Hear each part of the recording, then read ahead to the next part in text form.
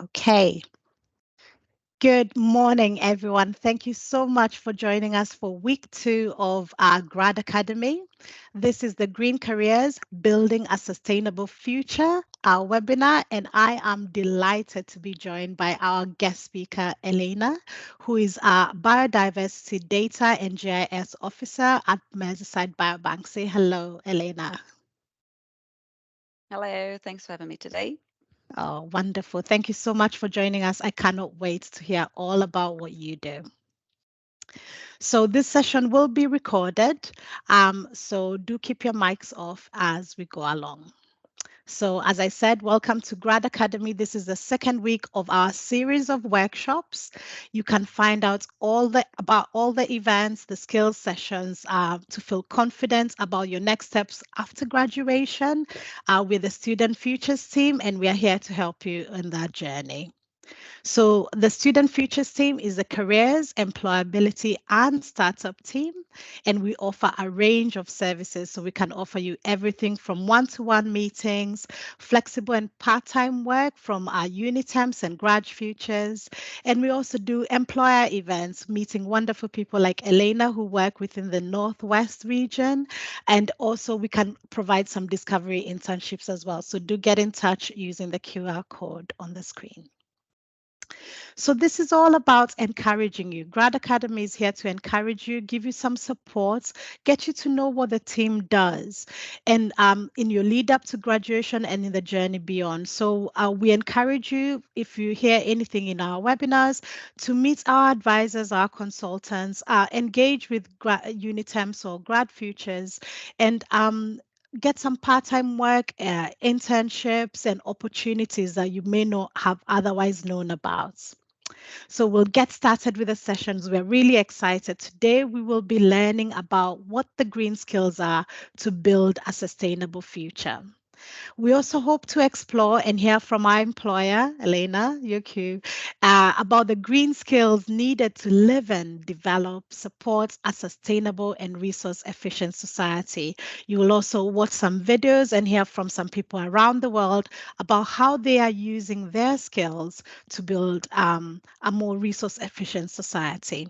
So our hope today is that you get to discover how the growth of green jobs and the green jobs market is building a workforce for a sustainable future and positively impacting the economy.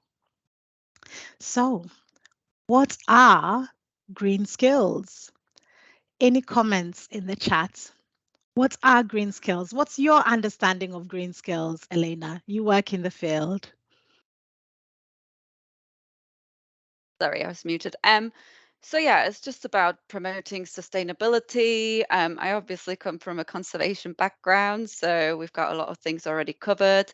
It's also having dialogue with different community stakeholders, learning from each other, giving Mhm. training to people, so things like that. Don't want to Yeah. take away too much in case other people want to comment as well. Yeah, wonderful. Well, the conversation between Merseyside Biobank and Liverpool John Moore Student Futures came about when we did our Green Skills Fair. And this is actually an activity we had during the fair. So we were asking different students, what do you think green skills are?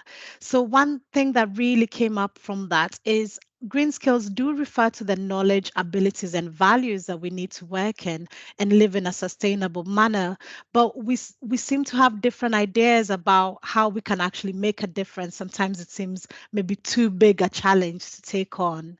But what I would encourage anyone looking at the screen right now is, what would you say your green skills are? So it's something to do with listening. So contributing to events like this, webinars, speaking, it's about who you're engaging with, who you're consulting with, about the green solutions we have available. It really also is about problem solving. Now, this is a global issue, and we need to have people like Elena and her team who analyze the data and interpret it for us to make the changes and the measures required. Now, this is also a lot to do with creativity. We need to seize those opportunities for low carbon technologies, and this is something you will see in the following slides. And as well as staying positive, this is a huge challenge and it's a global challenge as well. So, we hope to be creating new leaders here, working in partnership and teams like we're doing today, and hoping that conversations like this can lead to more people getting into green jobs and working in sustainability for the better of all of us as a society. So, as I said, just to reiterate here, the importance of green skills, they do contribute towards a low carbon economy, which is crucial to reducing greenhouse gases emissions and achieving our global sustainability goals. Additionally, green skills can also make people more, as I said, competitive job candidates as employers increasingly prioritize sustainability in their hiring decisions. So, um, Elena, we're coming up to possibly something you would really relate to because you work in this field every day. The example that we've chosen here is to show you examples from around the world about how people are using their green skills to reshape society. So, Elena, do tell me if you can all hear the sound.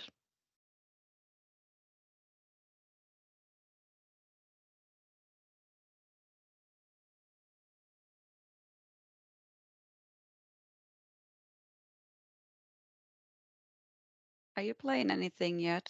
Can't hear anything yet, Waf. Is there no sound? It's not playing. I don't know if you've, yeah, we can just see, watch on YouTube, Yeah. and that's it. So Okay.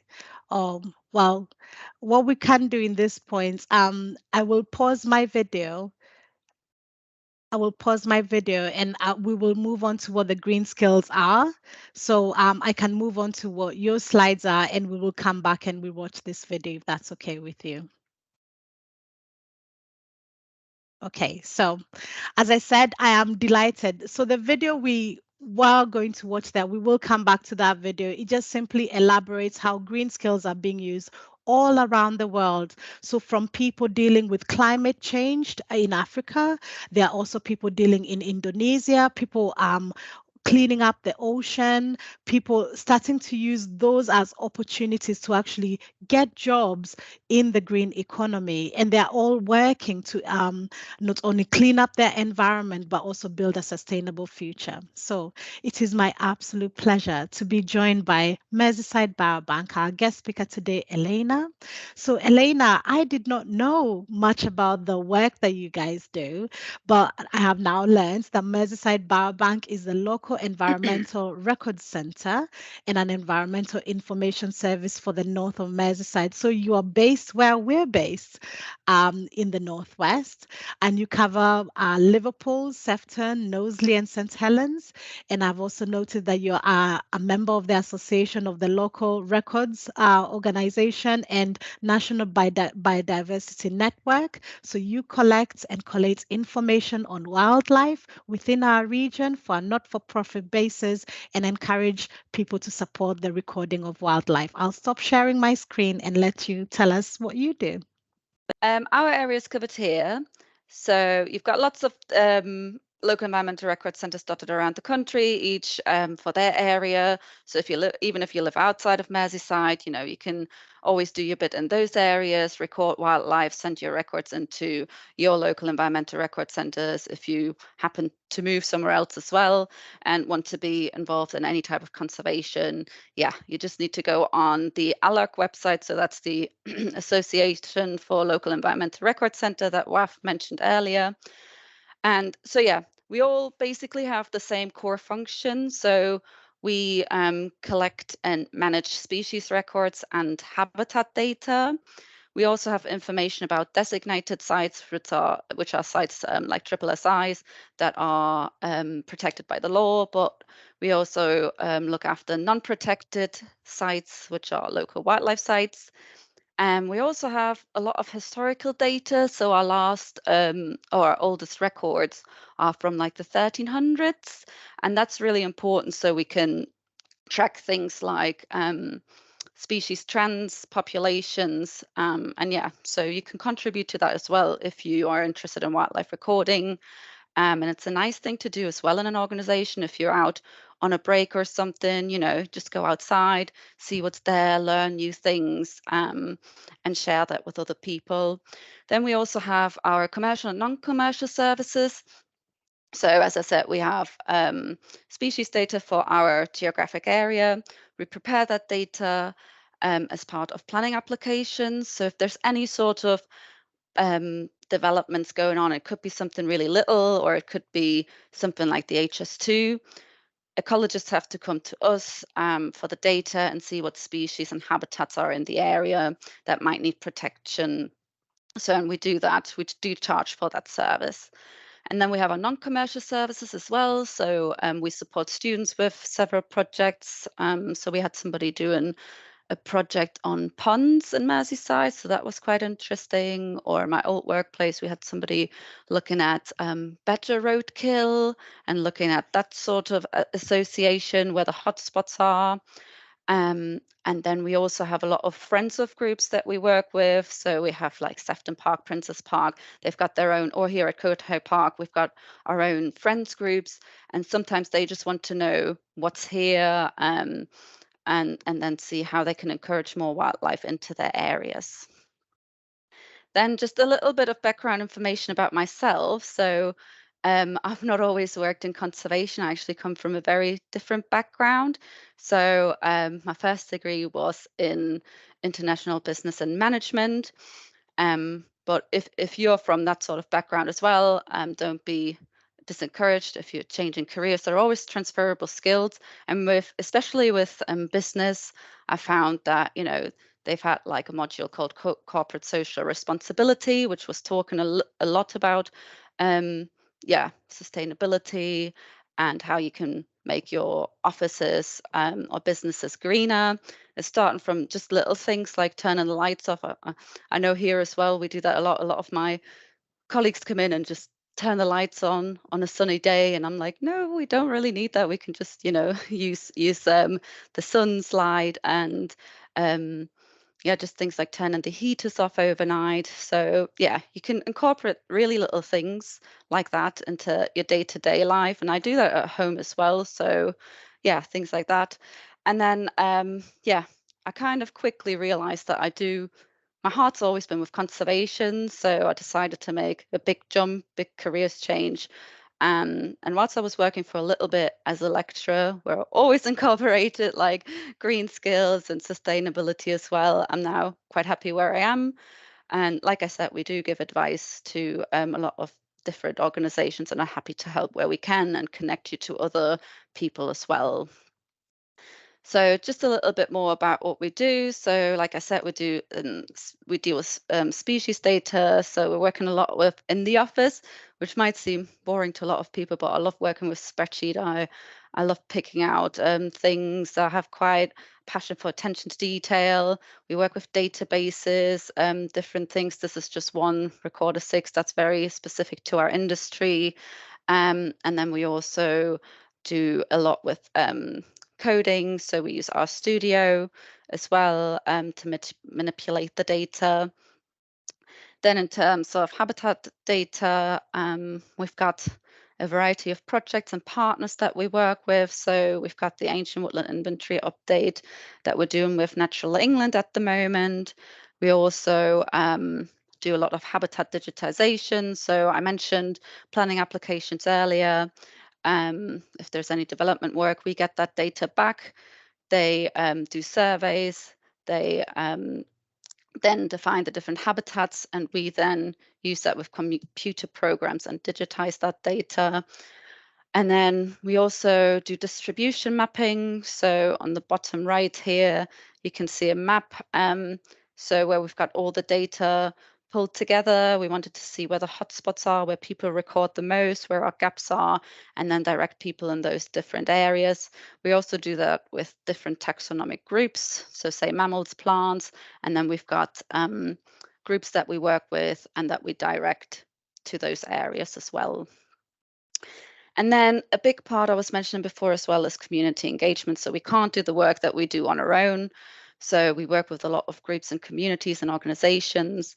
We have specific recording days that we can do for our partners. So we go out and record wildlife. Um, we do that as part of training days as well. So, some businesses want to have like a team building day. So we can offer things like that, just come out with them, teach them a little bit about wildlife recording. And then it's a win-win situation because we give them the skills they need to record wildlife, to look out for things, because a lot of people always think, oh, I can't do anything for conservation, I can't ID anything. And then we say, do you know what a nettle looks like? Do you know what a blackbird is? So they then feed that information back to us, and that helps conservation. BioBlitz events are a bit more intense recording days. So we record wildlife over a 24-hour window, and we do specific surveys for that, but we can do that as well. We've done that with a few universities in the Cheshire region. So University of Chester or Receive College have done that in the past with us, and we're happy to do that at LJMU as well if there's interest in that. Then we do various outreach events, so community events where we work together. So we had the City Nature Challenge here last weekend, where we were, not last weekend, the weekend before, where we were recording as much wildlife as we could, but we were also trying to engage people, helping us out with that. And we were at different locations over the 4 days. And then we also use communications a lot. So we've got our monthly bulletin, we've got our social media, our website, just to communicate with people how they can help wildlife. So everybody can do that bit basically. And then we also do a lot of volunteer management and train up people. So at the moment, like I said, I'm quite new, and we've had a little bit of trouble with being understaffed. I kind of had to hold back with volunteering, but if you are interested, I put my details at the end of this presentation, and you can get in touch with me. And yeah, probably in a few weeks, we should be in a position where we can um, get volunteers started. So we've got the biological records harvesting volunteers. So like I said earlier, we work with a lot of species data. We have it in, we receive it in different formats. So we get paper records, we get Word documents, we get PDF files. And yeah, you just need to get the records out of there, but we'll train you up on that, how to do that, put it in an Excel spreadsheet, and then we can import it into our database. Habit digitization I spoke a bit about earlier, so we can train you up on that as well. Biological recorder is more like an easygoing role, and you can do that in your free time. So you can either do that with pen and paper, write down things you see in a certain area, or you can use the iNaturalist app, which is a recording app. We also try and get some partnerships going with organizations here. So I've already managed to get one going with Speak Hall. So if you are interested, you can get free entry there. If you're a biological recorder volunteer with us, I'll have to issue a pass for you. And then you can go out there and record wildlife. Then we also have local wildlife site surveyors. So you could buddy up with one of our members of staff and help us with that. And then we also host a variety of work-based learning placements and internships. And then in terms of the skills needed, I'm just going to talk generally about what you need and then how that ties in with green skills as well. So yeah, as you can imagine, it's quite an office-based role, and I mentioned quite a few of computer programs. So good IT skills are essential for the data management, for data analysis, for the mapping, and we also do preparation of reports, which most of you will have done probably as part of your degrees anyway. And then, yeah, in terms of project and event management, so from my experience with working with other universities, some universities have like their own little conservation groups. Yeah, I haven't yet worked much with the universities in this area, but again, it's because I've only just started and I'm very keen to get that partnership going. So yeah, you can have your own little groups. You can do some habitat management. You can create wildflower meadows that then will not only attract pollinators, they will attract other birds that feed on these pollinators, like birds or mammals. Those will then again attract other animals. So it's like, quite a big food chain that's involved in that. Organizational skills are vital as well. if you have any project or event that you're organizing or your own time. Yeah, they're essential. Written and verbal communication skills, like I said, we do quite a lot with our website, with social media, so they're quite essential. And you can use specific keywords in terms of the green skills, sustainability, and yeah, website development, including using web forms or different applications as well. So like I said, iNaturalist is one of the big apps for beginners in terms of recording wildlife, but there are many more that you might have heard of: Bird Track or Mammal Tracker, things like that. And then in terms of fieldwork skills, so IDing skills, we will be running some ID workshops as well if you're interested in that. So you can come along to those. Ecological survey techniques as well. We will have some bat walks going on. We do some recording days with different groups, so feel free to come along to those. Habitat management skills I mentioned a bit earlier. So you can do this in your own gardens as well, or at university. Like I said, you can create wildflower meadows, ponds, bug hotels, bee hotels. You've probably heard about that. If you've got a water feature, I've just spoken to my friend the other day, and she's got like a solar powered one. So yeah, it's all about kind of these things, integrating those into your day-to-day life, and just, yeah, like Waf said, it's like changing your core values and, yeah, just living by those. And then, yeah, being aware of legislation and law as well. I was mentioning biodiversity net gain and local nature recovery strategy. I don't have too much time to get into that right now, but you can read up about that and how that's changing for the better for, yeah, the environment and biodiversity. And then abilities, you will have probably seen that as well in a lot of job descriptions, working in a team and independently. So more and more you will not only be working in your own team, but with a lot of other groups as well. Then problem solving, identifying risk-based solution and customer focused approach. Again, we're working with a lot of people and we're trying to make things as easy as possible, especially for, citizen science, making sure that we make things easily accessible for people and easily understandable. A lot of people are frightened of conservation because they think, yeah, it's rocket science, but it's, you just need to be able to put things in simple terms so that everybody can be included. Um, and yeah, in terms of like analyzing data, you obviously need to be able to think critically and also apply a scientific approach. So have like certain processes and procedures, writing down the methods you used. And yeah, I think that's why it's so important that you do that in uni as well. You do a lot of report writing there. So yeah, and then continuing in professional and personal development is really important as well. And you can tell when people are passionate about something, they will just talk about it. So I remember that in one of my interviews for a job, I was talking about eco bricks, and the people that interviewed me didn't know what that is. So don't know if any of you know. It's basically a plastic bottle, and you put single-use plastic in it. You stuff it quite well so that it becomes quite a hard brick, basically, and then you can build things with that. Little stairs or sculptures or things like that. And you've obviously then helped also keeping that out of the environment. And then just special conditions as well that most employers ask for are the ability and flexibility for independent travel. I was talking to Waf about that earlier. Although a lot of people want that you have like access to your own car, more and more what I see now here with my colleagues is that we look into car sharing or using more sustainable ways of doing things like, cycling or using the bus or train, things like that. And then, yeah, also for my job specifically, you need to be able to work occasional evenings and weekends, which I love anyway, because it doesn't feel like work if you're out and about doing what you love.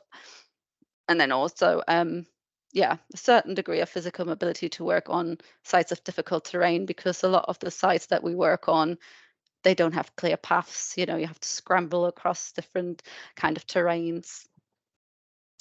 So yeah, that's it from me. If you've got any questions, I've left my details here. You can get in touch anytime. I've also left our website link there. So yeah, thank you very much. Amazing. Thank you so much, Elena. Um, I do have a quick question about something that you mentioned as you Yes. stop screen sharing. You mentioned that you provide workshops on things like ID skills, hmm all of that data recording. How can John Moore students get involved in this? And is there a level that they have to be at to It's for actually join complete the team? beginners. So, Hmm. like I said, this is something that we will be doing because at the Hmm. moment we're quite understaffed. I only started in February, and we've lost a few members of staff. They moved on to somewhere else. So, yes, it's basically, I'm actually going to a workshop tonight at my old workplace. So it's just like different species groups, so that are easy to identify in the field. So we could have like a session on garden birds, Hmm. blackbirds, robins, and yeah, other species like that. But also mainly we do invertebrates, so butterfly species, Hmm. ladybirds, bees, and things like that. A lot of people are quite amazed when we do a workshop on bees. They don't know that we have quite a lot of solitary bees as opposed to the bumblebees they're familiar with. So yeah, just keep an eye out. It will be in the next few months that I'm going to try and set this up, but at the moment we don't. Yeah, like I said, we're having to hold back with a lot of things. I'm like Yeah, quite keen to get started, but yeah, at the moment it's just me that's yeah, doing all the work. And as yeah, opposed to my other workplace, there were like 3 or 4 members of staff. So yeah. yeah, So we need some John Moores graduates joining you. Stats. yes, yes, please. Well, I've shared the link to your website. So when you said just look out for that, so would it just be looking at Merseyside Biobank and The website vacancies? and Mm, also on our social media. So we're on okay. Facebook, Hmm. we're on Instagram and Twitter. Okay, cool. I will also be putting those links into the chat, but hmm I'll open up the floor to, for some questions. Do we have any questions for Elena? Anything in the chat, or feel free to also ask as well. Come off mute and ask. Do we have any questions? I can see some questions being typed into the chat there. Oh, good. I was worried people were too intimidated. You're very friendly. I do want to join you. I'm really curious about the bees because there are lots of community businesses and community gardens encouraging like bees because, of course, fruits and, the more people who are actually involved, it's not only good for their health, it's also a way of addressing isolation. Mhm. So there's many ways that we can engage with nature to not only learn, but, also I'm glad feed you're mentioning ourselves. the Yeah. bees because a lot of people are so focused on bees, but there are actually so many other important pollinators like moths or butterflies or certain beetles. So, yeah, Yeah. it's kind of we're trying to raise that awareness as well. It's not just bees, it's other species as well that are so important for pollinating. Absolutely amazing. So, are you open to sharing your LinkedIn? Some of us would really like to connect with you on Oh, LinkedIn. Would I you like don't to? really use it a lot, to be honest. You can, With yeah, yes, I that, sometimes have a look after months and then I've got loads of like yeah. So maybe um best contact you via email. email is Would the you? best, Yeah. yeah. Would you like to share your email in the chat as well? Yes, of course. Fabulous. One I can see second. there's one other person typing in a message. Oh, Haley, do speak. Yes. Hi everyone. Thanks for the presentation, Alina. It was great. Yeah, it was just really a comment that those courses that you've got on offer, like the species identification. I used to work with some students, and many of them would like to be ecologists or environmental consultants, and that was really frequently mentioned, sometimes in job descriptions and interviews. So I was just going to encourage if any students are watching or listening back to this on those programs. It would often come up, and sometimes it might be an interview activity to be able to identify different species and habitats. So it's great that those are free and students can attend, Yeah, because it's something else they can talk about. Yeah, so Hmm. just want to say thanks for sharing that. It's really helpful. Oh, definitely, no brilliant. problem. Yeah, we just had recently we had some applicants and it was for a entry level role, so assistant ecologist role.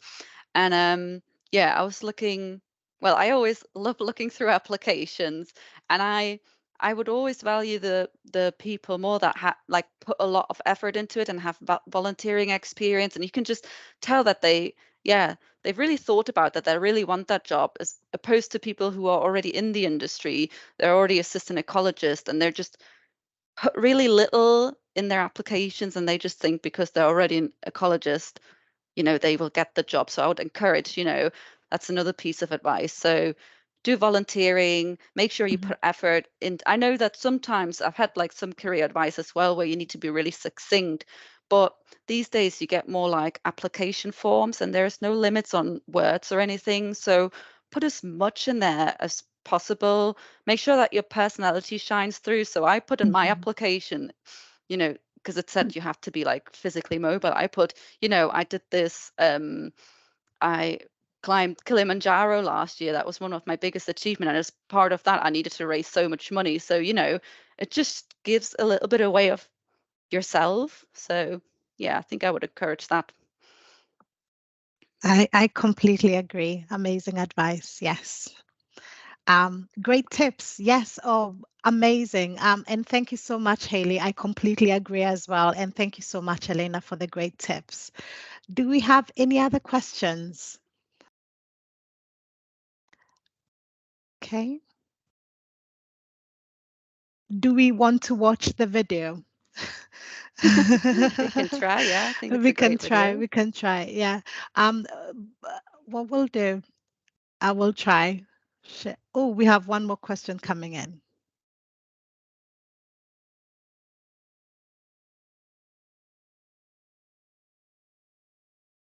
No, sorry, Waf, you don't. I just started typing by mistake. Not to worry. If you can all see my screen, I will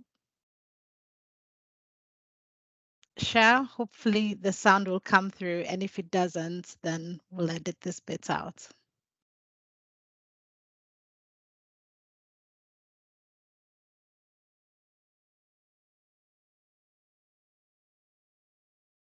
Is that, yeah. I don't think there's any sound. Sound, yeah. Well, it didn't work today. But I am so, so grateful that you are able to join us, Elena. We've learned so much from you with regards to not just the green skills that we need. Personally, I did not know about how diverse and huge the areas that you cover. That was all over the UK, and it was not just dealing with local communities, organizations. I was really interested when you said you work with universities, and we really do hope to keep building on this conversation about green skills. We do all know that we are working towards UN Sustainable Development Goals, and it's really good to actually see and meet someone who is actually doing it in person.